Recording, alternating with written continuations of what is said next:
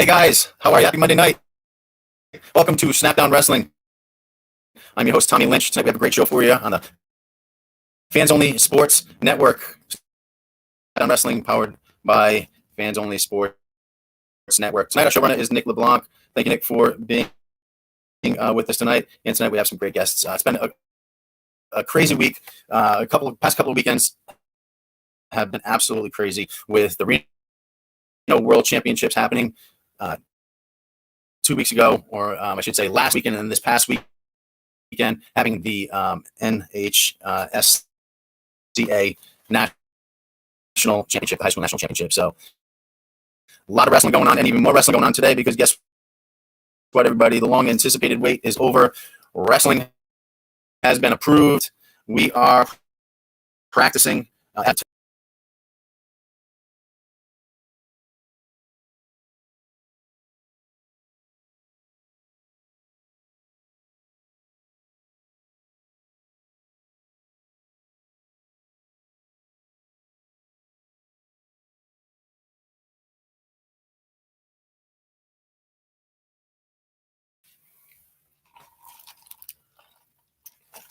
Nick, are we back? Okay, great. We are back. Sorry about that. Some technical difficulties, which happens, but doesn't change the fact that we are all excited. We are having a season. We didn't think we were going to have a season. I told everybody to stay positive, keep the positive energy flowing, and it will happen. Well, it's happening. It's real exciting. At our first practice today, numbers are not where they're supposed to be, but still, we got some numbers. Talked to some other coaches.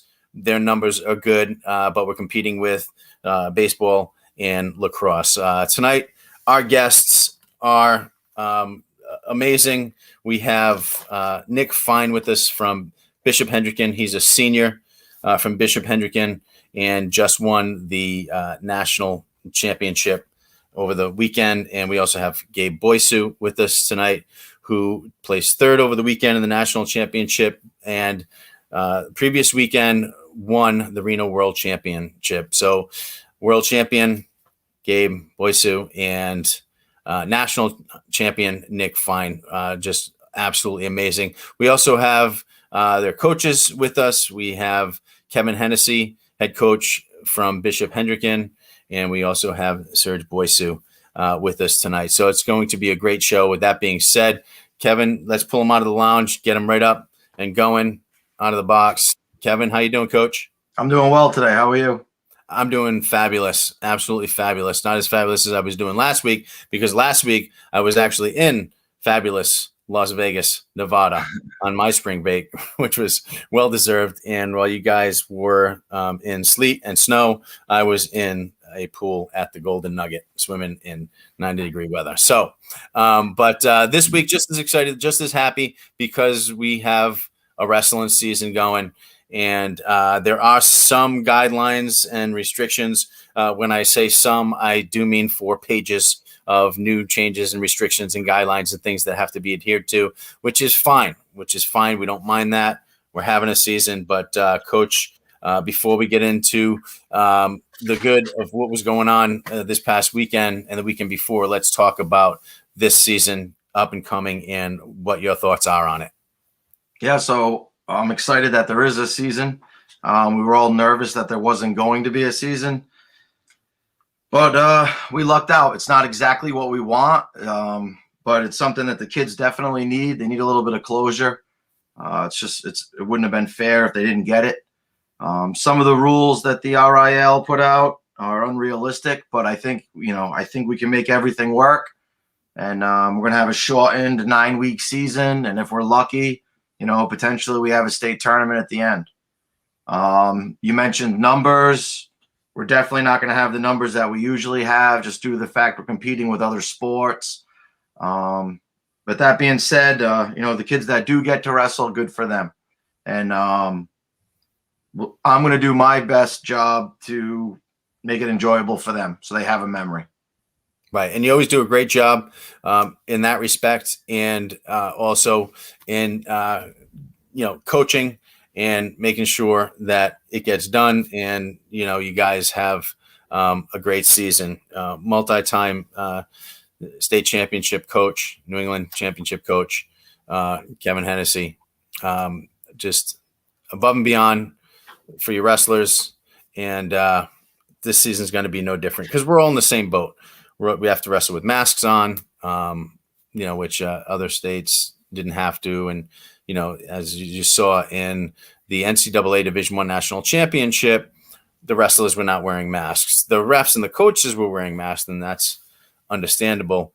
But the wrestlers were not, which, if you're being tested, Kevin, the day of the match, do you think some of the over the kill that you're talking about, over cautiousness, is it wearing the mask after being tested and popping a negative test? Yeah, I mean, popping a negative test, then having to wear a mask, having to wash the mat between matches when there's a 1 in 10,000 chance of getting it off of a surface. I just think all these things are going to be stressful for the wrestlers, and we just have to do our best to make them comfortable and get the best out of the season that we can. Yeah. What do you think? So obviously we can't wash the mat between every match and wrestle on the same mat.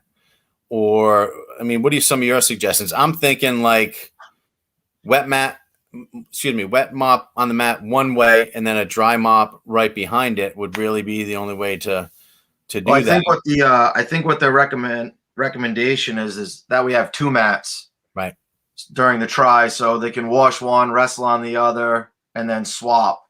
And then there's that light. I can't think of the name of it right now, but they use it the NCAAs. Yeah, and that light, it's about $2,000. But if we were to have a state tournament at the end, that light would be extremely beneficial rather than waiting for the mats to dry between matches in a tournament setting. We'll see. For sure, it's very effective.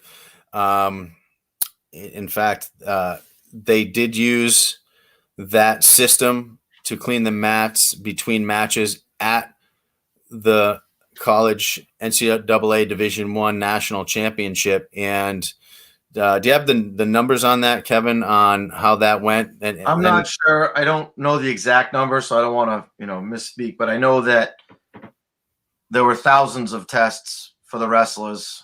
300 and something, 3 days in a row. Of course, that number reduced, but they didn't have any positives.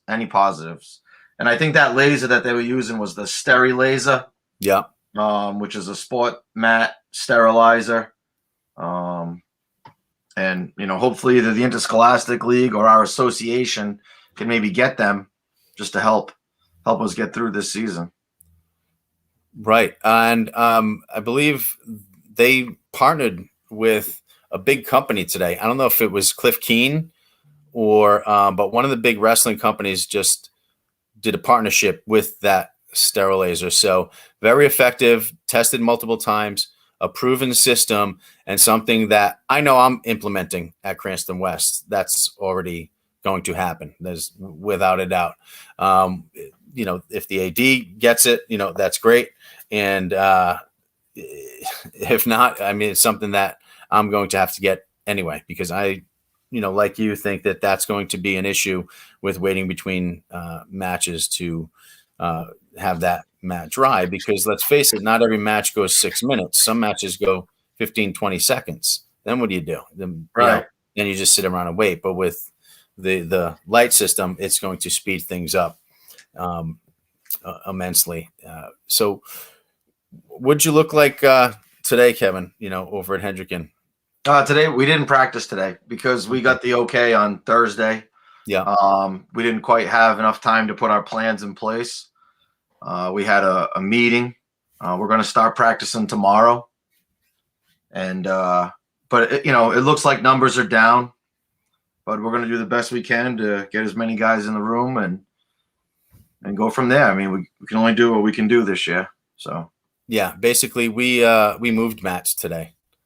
Yep. To try, from up in storage where they were at to the room, and we did some running to get things going. But it's going to be a tough start, and this was what I was afraid of with that late, no answer yet, and then in the 10th hour of spring break, saying, hey, okay, you have a season.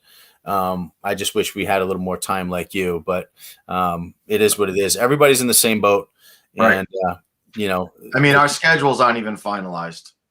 right. You know, we know we're wrestling people, but we don't know if we're home. We don't know if we're away. We don't know what the certification date is. We don't know when the 2-pound allowance is going to kick in. There's a lot of things missing that the Interscholastic League has to, you know, get to us. And hopefully they do that. Yeah, well, they would have to do that, and you know, somebody has to let them know. And we have, you know, I think Tom's on that. I think yeah, Coach Galligan's on that. So Tom and Bobby, yeah, Demuthio, yeah, for sure, are on that as well. So you know, thanks for your input on that. Right now, I want to bring up Serge, who is the owner of Mayo Kwanji and the head coach for Situate High School Wrestling, and most recently the Reno World Championship team, Mayo Kwanji, I should say. You guys, did you win the World Championship over there? Oh yeah, we won it as a team in the Yeah. U15. Congratulations! Probably the toughest division there. So we were real excited about that. Yeah, You know, it's there was a time on the national level where people on the other side of the bracket would, if they drew a Rhode Island kid, they were pretty happy about it. And that's, I can tell you, that's not the case right now. Everybody's looking at Rhode Island saying, like, what's happening? We can't sleep on these guys anymore. right. I've had a lot of people on the national level now coming up to me, coaches from around the country, from really tough teams, you know, coming up and saying, hey, what are you guys doing? Something special is clearly happening. And it's not just out of Mayo Kwanji. There's some other kids doing really well besides the kids from Mayo Kwanji too. Right. Obviously, there's Blackstone had, I think, 2 All-Americans at NHSCA. Brown Bears, I believe, had 2. Iron Faith had their first one. They had a young kid, Michael Diorio. He'll be a heavyweight next year in high school. He's in 8th grade. So they had an 8th grader All-American. And we had, at NHSCA, we had 7 All-Americans, 3 in the high school, 4 in the middle school. So that's a really good showing. I mean, traditionally, we didn't, if we got one every few years that would place in the top 8, it was something. And now last few years we've had consistent results, and it's growing. It's not just Josiah Fry winning it now. We got Josiah, we have Nick Fine. There was a whole bunch of kids that did really well. Jacob Joyce was in the finals. Yeah, that was a tough match, tough loss. Yeah. Yeah. Gabriel lost in the semis, which I think Gabe was the better wrestler, but you know, at that level, you make a mistake and you get put on your back, and it's all done. It's a good learning experience for these kids, but we're definitely in the mix. We're definitely, Rhode Island's on the rise, and people are starting to take notice, saying, like, what's going on in this little tiny state. Right. Yeah, certainly are, for sure. And it's good for the sport. It's promoting the sport. You took a bunch of guys up, I saw. How many guys went up from Mayo Kwanji? To Virginia Beach? Yeah. There was probably 20-something. I don't know the exact number, but there was over 20. That's a lot. Yeah, well, that's what I'm doing. I'm just getting these kids, and I'm using the same model that I used for judo. I'm just getting these kids, and we're getting on the road and doing whatever we need to do to get the experience we need. If we can't get it in our backyard, then we got to go to somebody else's backyard. Right. So that's what I've been doing, providing the opportunities for them here to the best of our ability. Yeah. We don't have the depth of competition. Like if you're in Pennsylvania, obviously you have a tournament every single weekend that's tough as nails. We don't have that same opportunity. So although we have great wrestling in Rhode Island, we have a lot of great coaches in Rhode Island, believe it or not. We really do. Problem is our kids aren't getting exposed the way they need to be exposed. So we're traveling and doing the things that we need to do, and we're bringing people in. And like we got Steve Markow is doing a clinic at Mayo Kwanji this weekend. I'm bringing him out every couple of months, and we're just going to make it happen for these kids. Whatever they need is what we're going to provide for them. Right. Right. Across the board. So for someone to travel to, let's say, Reno World or the Tulsa Nationals, what does it cost per kid for the parents out there that hadn't gone because they didn't have the means or the knowledge or the wherewithal just to even know what it costs? What would it cost per kid generally? Well, we have a pretty tight knit group. So in some cases there'll be one parent that goes with 3 kids. Yeah. So they're splitting a hotel, which is what, $50 a night each, and that's more than covers the hotel. You have the entry fee of up to $100, and then you have the airfare, which can be anywhere from $300 to $500, $600, depending on when you organize it and when you go. The biggest problem that we've had lately is that you don't know if the events are actually going to happen, so you're kind of holding off.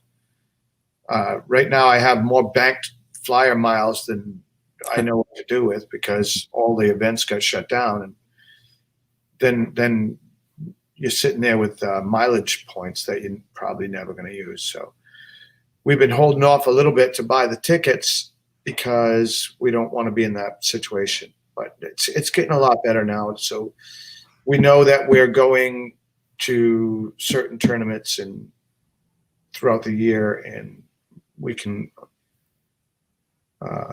plan ahead. Like we know we're going to Fargo right now. We're gonna start building our team toward Fargo, but then you have to go to the qualifiers. We don't really have a qualifier for our state, but states like Pennsylvania have qualifiers to go into Fargo. But I do recommend that people go to the qualifier so that you get seating. You don't want to walk into Fargo with no seed whatsoever if you can avoid it. Right. Well, at least we're getting more into the planning stage rather than not knowing if it's going to be canceled, waiting till last minute. And then, of course, when you're waiting till last minute, the flights are going up and up depending on where you're going. So, yeah. You can get to a lot of these events for like Virginia Beach. Most people drove. It wasn't that much money. The hotels are not cheap. They kind of get you on the hotels. I think we paid $154 a night, and then they tack on whatever the taxes and fees. So you're at fees. Yeah. Yeah. And some places they'll charge you $30 a night for the to park your car there too. So they kind of get you there. Yeah. But when you're splitting it up and you're traveling in groups, like we have a really tight knit group at Mayoquanchi. So yeah. And I have a lot of really nice kids, Luke Montefusco, a lot of the kids on the Mayoquanchi team. They're just a lot of great kids on the team, and it's easy to travel together that way. And sometimes the parents are making it into a vacation. So like what I do with Gabriel and my kids, because it's such a grind for our kids. 2 years ago, now in his 8th grade year, we started wrestling year round. It was his first year of year round wrestling. He had a decision to make. Do you want to do the judo run or do you want to do the wrestling run? So he chose wrestling, and I'm 100% behind him on that, but it's a grind and you got to get to tournament after tournament after tournament. So what we try to do is add a lot of fun into it. We try to have, do some extra things with the kids. Like we'll stay an extra day or two. If we're in Florida, we'll go to Disney. If we're in Virginia Beach, we'll go and visit whatever is near there for attractions. Our kids had a real fun time on the strip, being on the beach and everything. So I think that's really important to keep in mind too, that you don't want to just get out there and run amok. And you also want to choose which tournaments make sense for you. If your kid is going to go to and barbecue at Virginia Beach, it might not be the tournament that you go to. You definitely don't want to do that either. There's an over the top choice in tournaments that you can make too. There's a lot of top 100 tournaments that are great for kids. There's a lot of tournaments that you can get a lot of dual meet matches, and you can develop them that way. What's the next tournament that you're looking at right now? I myself, well, I got a lot of the younger kids and some of the older kids. I'll probably be doing the Southeast Regionals. I was thinking of doing the Northeast Regionals in Pennsylvania, but I'll probably do the Southeast Regionals. That'll be in Jacksonville, Florida. Sammy? I said, yeah, it's warmer there. Yeah, 100%. We can add some fishing or whatever into it too. Right. Yeah, so built-in vacations, making it really fun, turning out champions, having a good time, staying with it, sticking with it. They've missed so much. Think about these kids that are seniors right now that have poured so much into their wrestling. A lot of them have been wrestling since they're just out of diapers, 5, 6, 7 years old. And they've lost everything with this. They got to make up for some lost time too. Yeah. So provide them as many opportunities as possible. Right. And traveling at that level certainly does that for them. And it also gives them that competition that they need to go out there and face that competition. And, a year, 2, 3 years later, pull in a national championship or win a Reno World Championship. And it makes the difference. It really, really does. So congratulations on that. A lot of the kids don't. Everybody talks about what do I have to do to get in this college? Go win. I promise. If you win, eyes will be on you. Right. People are already calling about Gabriel. They can't talk to him, but they've called me saying like, "What's your plans?" If you win, you get on their radar. Every college coach in the country is watching those tournaments. And I think even more so now because they can't go to the tournaments either. They got to do everything online, which is a shame, but it is what it is. Right. But it's also easier to have more eyes on you too, as well. With these live stream matches, the coaches don't necessarily have to be right there, but they can be there with their list, with their roster of who they're looking at, and check them out. And then all of a sudden you get a call from some of these coaches and say, hey, what's going on? And what are you putting in the water in Rhode Island? Right. So that's good stuff. Keep doing what you're doing. Thanks for being on the show. We're going to take a short commercial break. We're going to come back with the kids. I should call them men. We'll come back with the Warriors from the past 2 weekends and see what they have to say and how they got prepared for it and how to be a champion, both on and off the mat. So hang in there, guys. This is Tommy Lynch with Snapdown Wrestling, and we will be right back. Hang in there.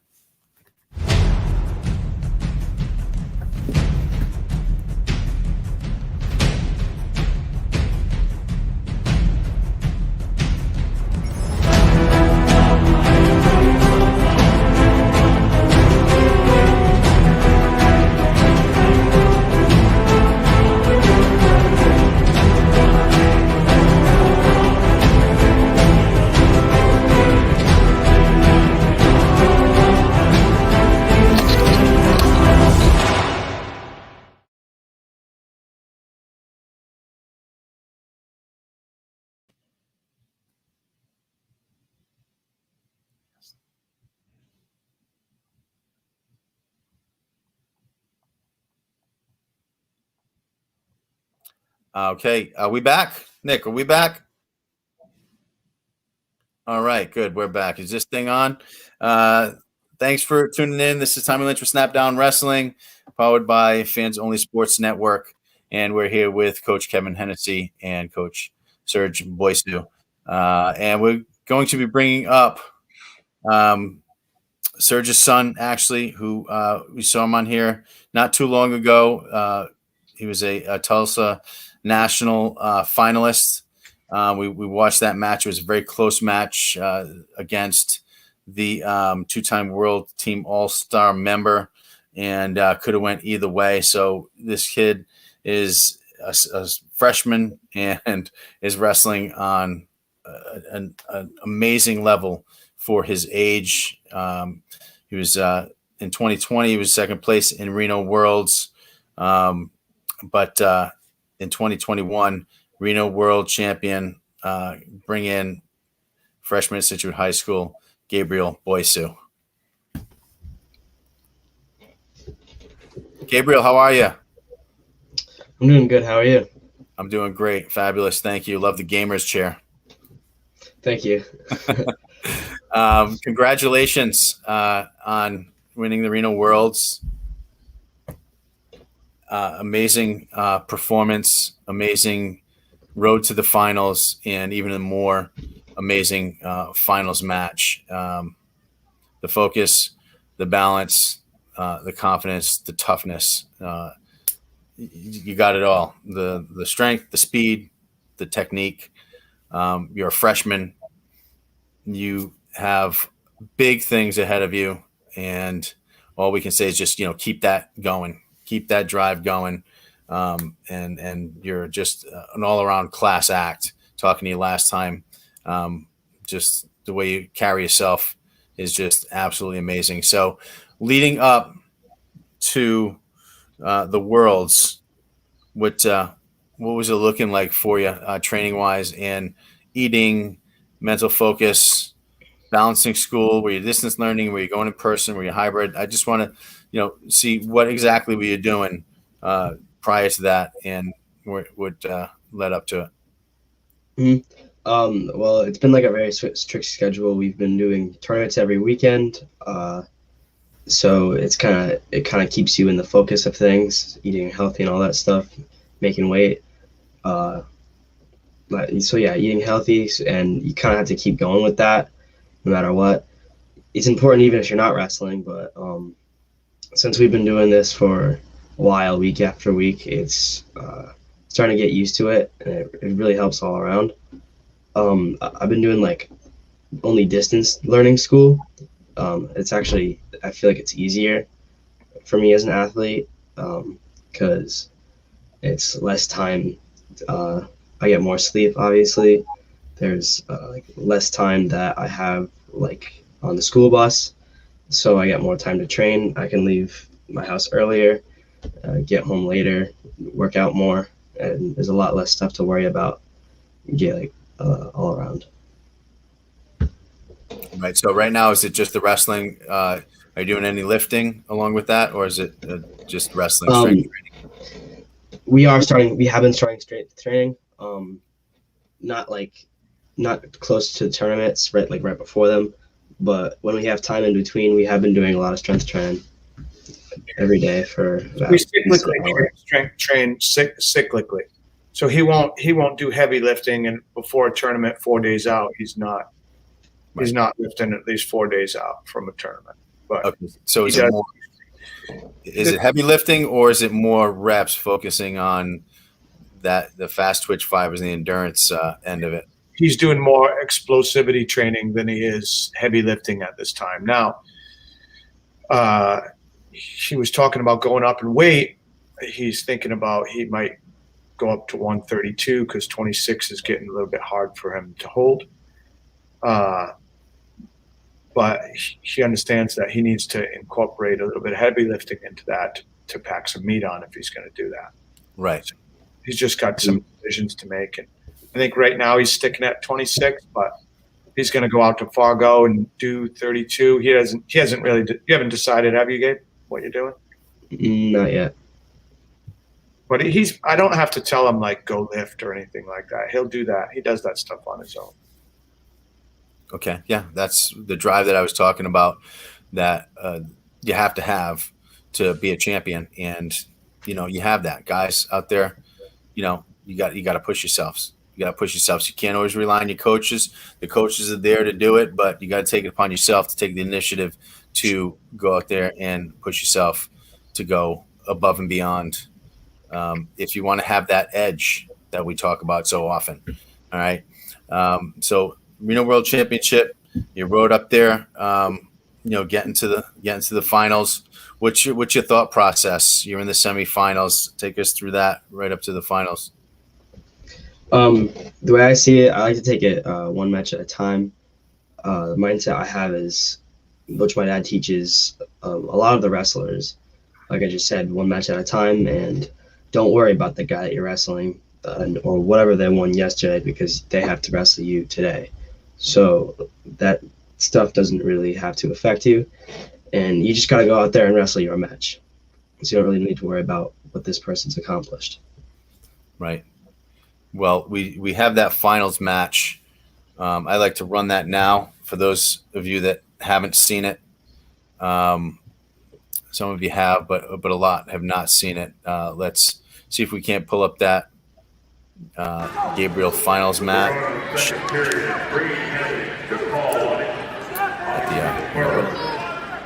the championship. Go, Gabe. Go.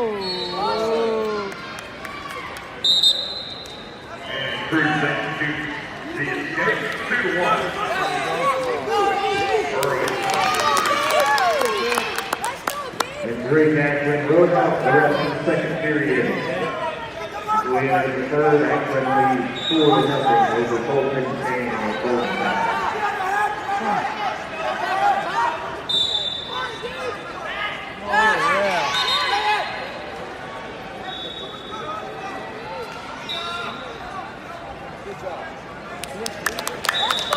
On that side, we have a 15 and under 125-pound championship between Adriel Boyescu of Mayo Swansea in the red band going to Dorian Olivares of Team Olivares in the green band. Currently, Gabriel leads 2-0 in the first period.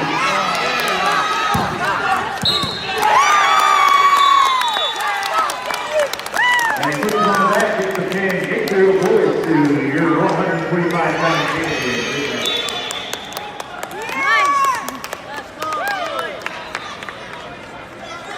On mat 9, starting the third period in neutral between Ray Jackson and Bolton Sand.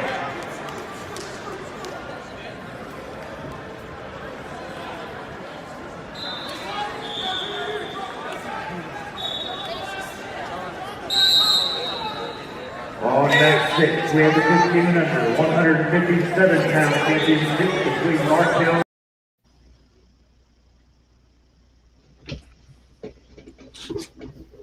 Nice. Did that run smoothly for everybody else? Yeah. Did you see that? Yes, it works. It was good. Yeah, that was just amazing. You had that so tight that it was pressed off that tilt. The ref was in great position, and I mean he was stuck, man. He was stuck to the mat. He couldn't even move. Absolutely, amazing. What a match! You're so pumped. I mean, you jumped up. You gave us the double biceps, and it was just awesome. Just awesome. Dad, I mean, what were you thinking in that moment? How were you feeling, like right there? I felt like my kid got a monkey off his back because he fell short at the New England finals of high school. Yeah. Then he fell short at Tulsa in the finals. He fell short at the New England finals. And went out to Reno Worlds, and last year he had lost to. He actually got beat up pretty good by the kid that took 5th or 6th, so it showed his improvement. But I was so relieved for him, just because he's been working so hard. You know, this year he had broke his leg in a freak thing wrestling, and then just a few weeks back he broke his nose and had to have surgery on his nose to have his nose fixed. So he couldn't train for 2 weeks leading up to the New England, so that kind of hurt him a little bit. Yeah. And the kid's just been through some adversity, and you'd like to see that when you see a kid come through adversity and then just accomplish what they're setting out to accomplish. Right? And it's been a long road for him these last couple of months with a few silly injuries and, making weight and stepping up to these tournaments and falling a little bit short. But, I mean, it's fantastic. Take like Nick Fine too, like I was saying to him earlier in the show, how I've watched that kid fall short in some events, like last year's New England's and a few other things. And, the kid's got greatness in him. Him and his family have been plugging away at this for years and years, putting him where he needs to be. And to see a kid like Nick also come up and do what he did is just, it's so relieving when you accomplish the goals that you're setting out for, right? It's what it's all about. It's 100% what it's all about. Oh, yeah. So to fall short, so many times in such big moments, not due to, anything other than, it just can go either way at that level, at a world-class level. And to be able to go in there and actually keep plugging away, keep pushing, keeping your head up and staying positive and knowing that you're gonna do that just shows that greatness and just shows that tough skin and shows that Iron Man mentality where you're just gonna just keep going and going and going. It's just absolutely amazing. Now, the one thing that the season being pushed up, you mentioned before, Gabe, is that holding that weight is very hard.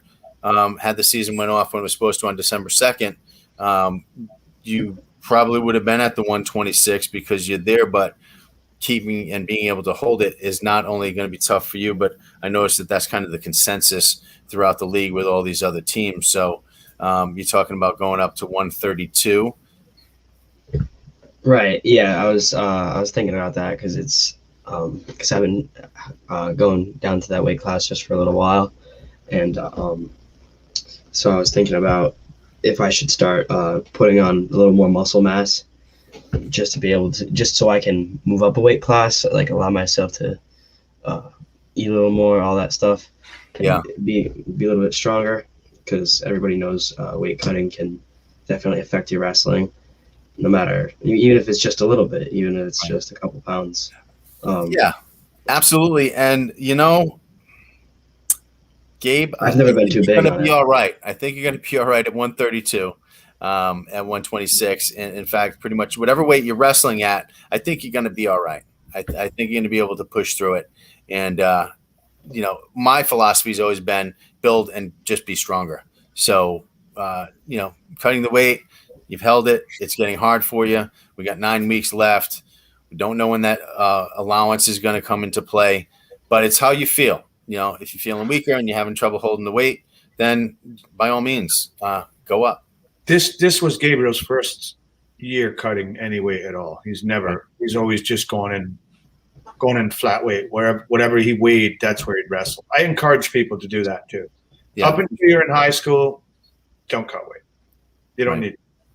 You can compete it might cost you on the highest stage when you're young, but you can't put, like, I was a Reno world champion in 7th grade on a college application. People are going to look at you like you have 3 heads. Nobody gives a shit. Even in middle school and NHSCA or any of these events, the middle school level, nobody's looking at you. They couldn't care less. It doesn't go on a college resume. It's all practice to get you into that level of competition and to get you used to that level. Even as a freshman, it's wonderful what he's doing with NHSCA, Reno Worlds, all that. And it is getting him on the radar, but it's not Super 32. It's not Fargo. Those are real events. If you're looking at a lot of coaches taking a look at you, you need to be on those radars. Right. But these are the events that get you ready for those levels and get you able to compete and get you, good seating and ranked and everything that you need. So just keep doing what you're doing. Thanks for sharing your thought process through the whole thing. It's inspiring on many levels. Now, again, thank you for doing that and sharing that with us. Is Tom with us? Is our coach's president still with us? Tom Galligan. Hey, Tom, how you doing? You're muted. Unmute your microphone. He's on his flip phone. Hey, I got a new flip phone. Look at that. Whoa! Holy T-Mobile. That's Congratulations, Gabe. Good job. Thank you. That's outstanding.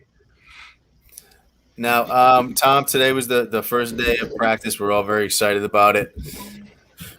Basically, it was just with mats around and some running and just trying to get things organized and together and see what we got left after, everything that has happened and who quit and who's doing this sport and who's doing that sport and just shaking it up and see where we're at. We had a great day today. Numbers are obviously down. We're going to wait till the end of the week to see what we got, so we can't really do a count yet. But you know what? I don't mind the smaller numbers, especially under these circumstances, because the less people in the room, kind of the better at this point. Wrestling with masks are happening.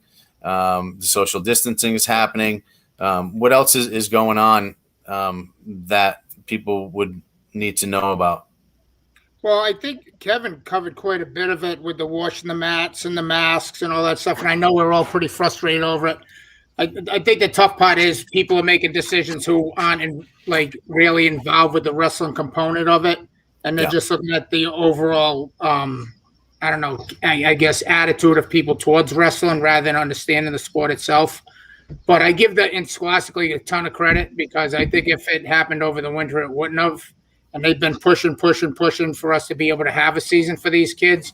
Right. And like Kevin said earlier, if you see some of these kids, it's just good to get them out of the house, get them going, get them moving and stuff like that. But it's basically what we said. Hopefully we're working on the weight stuff.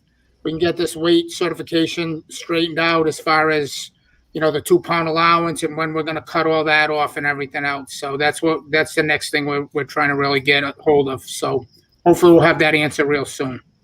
When you say real soon, do you have a guesstimate of when we'll know that info? Well, they told me every Friday for 2 months that they were going to make the decision on the wrestling season. So my guesstimate is when they decide to. I think this will be easier, but it's still they got that health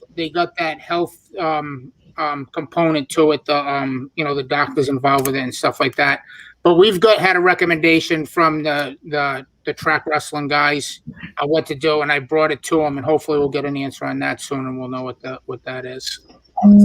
What we're hoping is to just start with the 2-pound allowance and go deep into the season until the cutoff date, because it's a 9-week season, and usually we have 11 weeks before that cutoff date comes in. So we got a few things in the fire, and hopefully they'll go with it. What we recommend. Well, usually we get the weight allowance in January, which is like a third into the tournament. I mean, a third into the season. So, I mean, if we're going 9 weeks, let's go 3 weeks and give the kids an allowance. Well, what I recommended was, and Pat had recommended this, the allowance right off the bat. Yep. I like that. And then about 2 weeks before the state tournament, the cutoff date, because Gabe likes that. What? I said Gabe likes that, an allowance right away. Oh, yeah. It allows the kids to lose some weight, get in shape, and not try to hurt themselves losing too much weight at once and stuff like that before everything gets started. So hopefully that's what the recommendation was last time, and I'm hoping I got some calls, and I'm hoping to hear soon on that. Well, some of the kids, because of the fat test, right, because of the timing with only a 9-week season, won't be able to make weight because they're pinch test anyway. Right. Basically going to wrestle what you weigh. Did you see the size of the kid that Gabriel wrestled in the New England finals? Kai Odell this year. Oh, I did. Yeah. Yeah. Holy smoke. I was like, that is not to take anything away from the kid. I mean, God bless him. He was able to do it, but oh man, he looked like he was Nick Fine's size. Right. For sure. And definitely wow, hollow bones. Some kids just have that. He said it. He said he came down from 160 to go to 126. Wow. That's crazy. And Nick definitely came into his own too with putting on some size, and just the transformation from one year to the next. And Nick is amazing, and still holding it. Yeah. Look at the size difference. Oh my God. Yep. I saw that match. Yeah. Can't even tell where that thing is. That's just, that is like huge. Does not look like I'm 26. I was laughing. When I saw him come out, I was like, wow. Yeah. Big. And it's only a 1-day weigh-in, so yeah, when he gets the next day, he's he was doing 15 pounds up. Back in the building at 132 or 130. Right. We all used to do that too when we were cutting weight big time back in the day too, and we would eat and drink after the scale, so the next day we're like 10 pounds, 12 pounds heavier. Not sure that happens anymore because they're doing it a little more safely and more effectively. So, all right, Tom, I appreciate that. And have any other information that you can let us know about? Or Kevin, do you have any other questions that you're unsure about? Nope. Okay. Very good. Right now, though, I'd like to take the time just to mention and take just a moment of silence for Rob Smith, who is a dear friend of ours and a wonderful coach, an amazing wrestler, a three-time state champion, two-time New England champion, amazing person, family man, friend, father. A moment of silence for our friend, Rob Smith.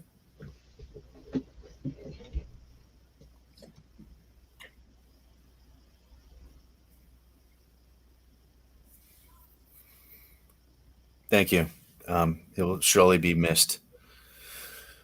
Tom, thank you for coming on and giving us that information. We'll bring it to you, everybody, as we get it. We will put it out and post it, and everybody will know soon what's going on with the schedules and who's home matches and whether we're using mops or sterile lasers or everything's going to come together over the next 10 days because basically by May 13th, we're going to be wrestling tri meets. So we're all looking forward to that. Again, Tom, thanks for taking the time to. Thank you. Yes, you got it. Okay. Let's, Kevin, if we may, go to your senior wrestler who, as I just mentioned, has just it's almost like he went from a kid to a man, like in one season. The size that he put on and his face and his attitude and just his body structure, looking good, feeling good. He's a 4-time NHSCA All-American, 3-time All-New England, 2-time finalist. He's the 2021 Spartan New England champion and Outstanding Wrestler Award recipient, a 3-time state finalist, 2-time Rhode Island state champ, and now your 170-pound 2021 NHSCA national champion, Nick Fine. Good afternoon. Nick, how you doing? Good afternoon. Great. Congratulations on that. Absolutely awesome. Senior year, season not happening yet. You're going after it, and you accomplish what only one other wrestler was able to accomplish in Rhode Island among all of the great wrestlers that have come through. So just outstanding, man. Absolutely. Thank you. I appreciate it. You got it. What did you do to prepare for that and stay focused, stay motivated? Honestly, it was kind of for me just not trying to change anything too drastically with my training. Aside from getting in a couple extra workouts to get some weight off that I didn't have to shed for the last couple of tournaments.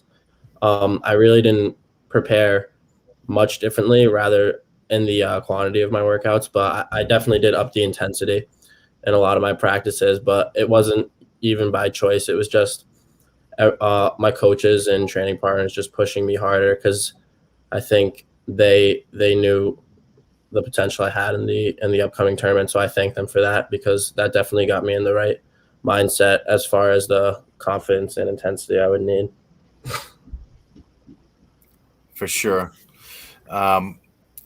Going into your finals match, what was your mindset there? Were you nervous at all? Were you just like, I got this, there's nothing stopping me? What do you feel? Were you tired through the match?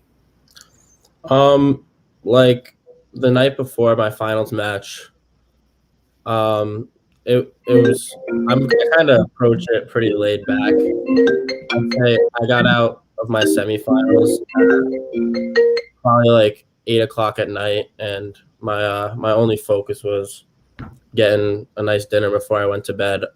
And I knew that anything that really happened at that point was out of my hands. So I didn't really care one way or another because I knew whatever was going to happen was going to happen. I was pretty confident that I was a better wrestler, so I wasn't stressing about it at all. Definitely not nervous, but it's also because I've been in like these positions so many times, and it sounds cliche, but you definitely get used to it after a while, and it definitely helps at least me deal with it better. For sure. Yeah. Yeah. Well said. The more you're in that situation, the easier it becomes, the less the nerves get the better of you. And the more you're able to kind of take control of the situation because you become a bit of a seasoned veteran at that point. Like, yeah, I guess you come to realize that you don't have to get the same warm up in. There's no like routine that's gonna make sure you win. If you don't run for 5 laps around the tournament, it's not gonna make you lose. You've had years of practice that have made you to the wrestler you are. The little things that happen, if you eat a French fry the night before, it's not going to determine whether you win or lose a match. It's years of things that have made you who you are. So I don't really stress over like little things like that kind of. All right. Speaking of which, you said you were looking forward to a dinner after your semifinals match. What did you eat for dinner? I went to this Italian place. I got some sort of Alfredo shrimp in it. It was great. I was full though. I was a little worried actually because sometimes I do get a little too full, and I didn't realize. I thought it was the same time. I thought I was waiting until 5:30. I thought I was gonna hit the beach, maybe relax. Then my dad told me it all rolls out at 7. So then I was like, so I had to get to bed early. But yeah, like I said, no sweat. Just definitely focused, but not putting my mind to too much trouble. Right. Well, you said it doesn't really matter what you eat. You know, if you eat a French fry or obviously it matters generally that you have to eat healthy, but it's just the little things shouldn't psych you out too much, kind of. Right, and determine what you've done. Oh, I lost because I ate a French fry last night, or I won because I ate Italian. Hey, forget about it. Hey, what are you talking about? You know what I mean? So that doesn't determine it. What determines it is your training, how you eat consistently on your diet. Exactly. Staying hydrated and just doing things the right way. So that's really good. Speaking of which, we do have your finals match, so I do want to run that and take a look at that for those that haven't seen this match. I apologize in advance that I didn't make it as quick as good. All right.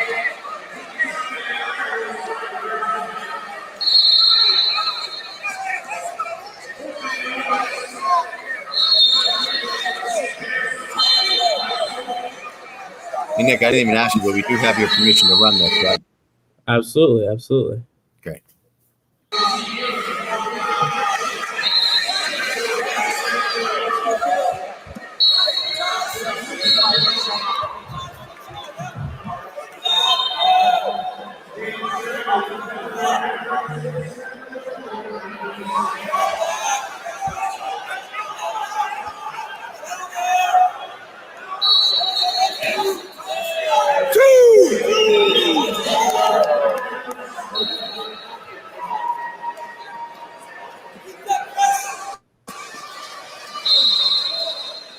Hips, Nick, hips!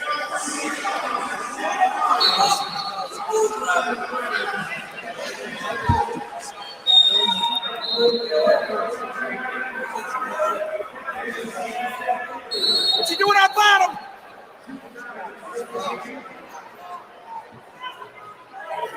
What you doing on bottom?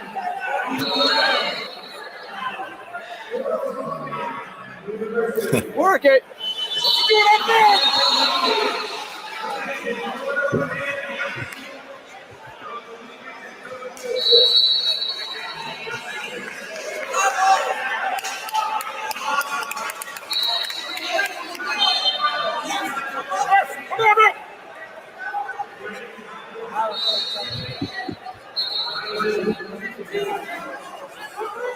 Nick, have you wrestled this Florida wrestler before? No, I hadn't even heard of him. I watched a couple of his matches the night before, though, so I kind of generally knew what I was getting into. Let's walk us through a little bit of thought process as you're going through and where you were at. Well, he actually, I think, pinned everyone in the first period up until the finals. Yeah. So I didn't have much to go off as far as scouting, but he pinned everyone in the cradle, and a lot of it was from the opponent shooting in on a shot.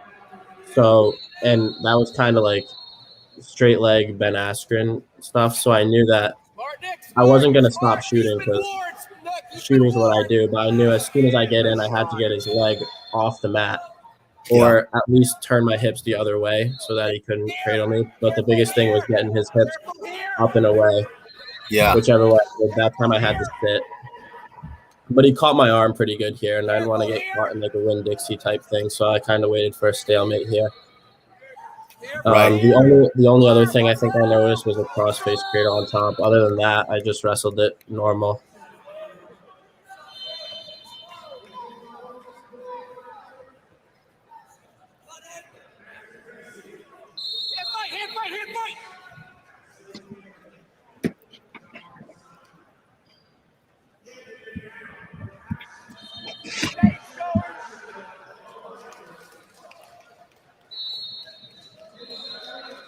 You had some really good patience here throughout this match, really just setting up and choosing your shots.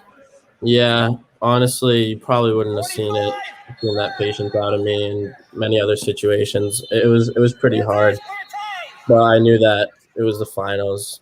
And normally, like, patience is great, but I hate a full period of neutral with no points. It's just boring for me. But right. I knew I didn't want to force anything, especially with a bad shot was going to put me right into a cradle. So, right.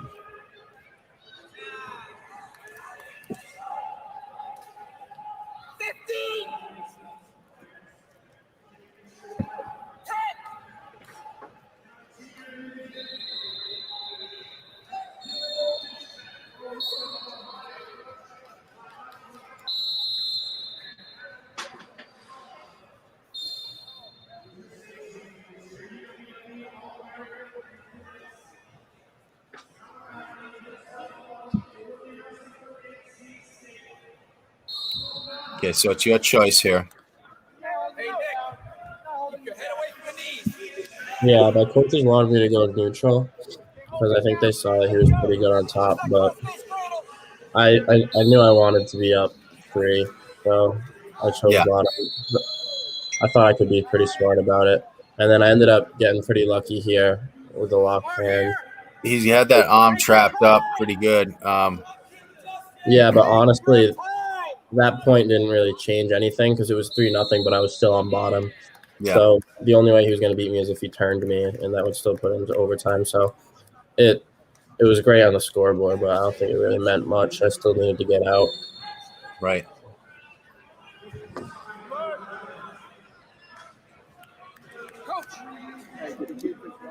Now I see you got that leg brace on.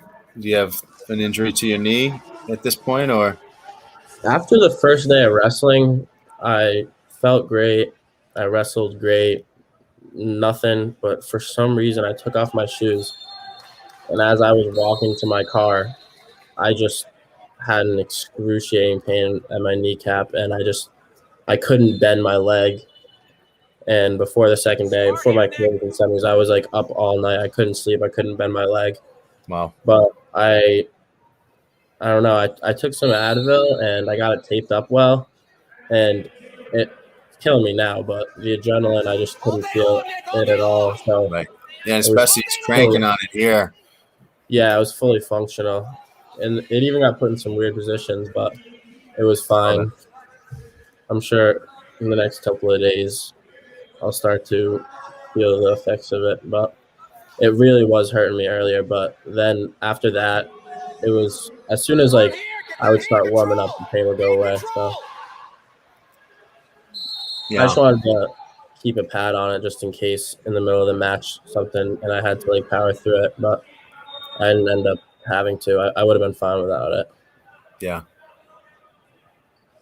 I don't know, Kevin. I think he deserves a little time off practice to make sure that leg is okay. What do you think? I don't know about time off. Maybe go easy at practice. Nobody gets time off. Right. So the intel from a buddy of ours is that kid was a 2-time Florida state champ. Yeah, he was ranked 6th at 182 going into the season. I know, but he dropped to 70, and I don't think he was ranked at 70.